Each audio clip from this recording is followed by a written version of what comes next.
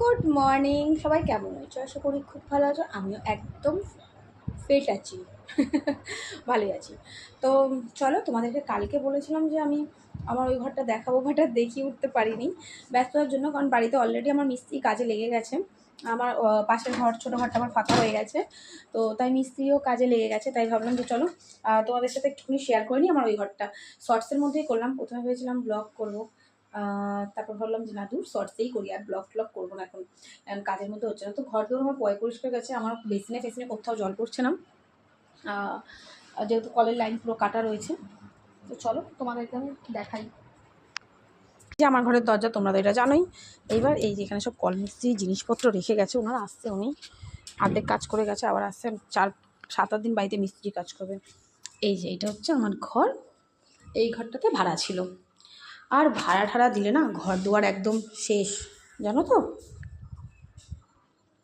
ভাড়াটা ওই দিক দিয়ে একটু দেখে দেখো, আমাকে গুলো দিচ্ছে দেখো। তো এই যে এখানে আমার সাবমিটার বসানো ছিল।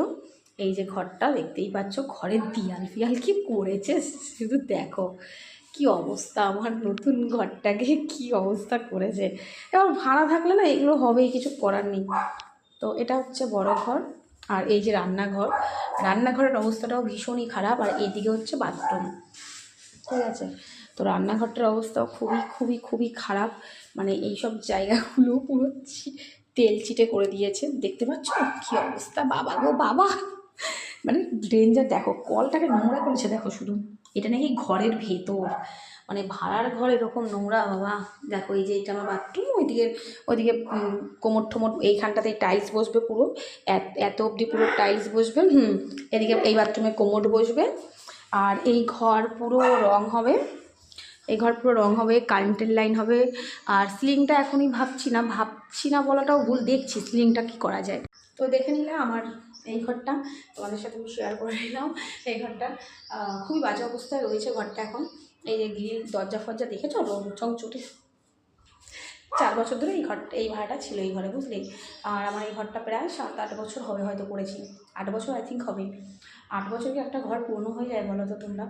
তো যাই হোক, ভাড়া দিলে ঘরের জিনিসপত্র, মানে ভাড়া দিলে না ঘর নষ্ট হয়, এটা অবশ্যই। তো যাই হোক, এবার ঘরটা পুরো গেট আপটা চেঞ্জ করবো। এই যে তোমাদেরকে দেখিয়ে দিলাম এই ঘরের ছিঁড়ি আপাতত আমার, বাট পুরো ঘরের এখন কাজ স্টার্ট করে দিয়েছি আমি অলরেডি, কল মিস্ত্রি কাজে লেগে গেছে।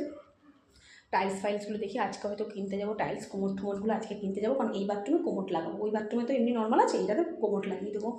তো চলো পরে তোমাদের সাথে আমি সবটা আস্তে আস্তে শেয়ার করবো। টাটা, আপাতত এইটুকুনি আপডেট রইলো। তো চলো ওই ঘরে যাই।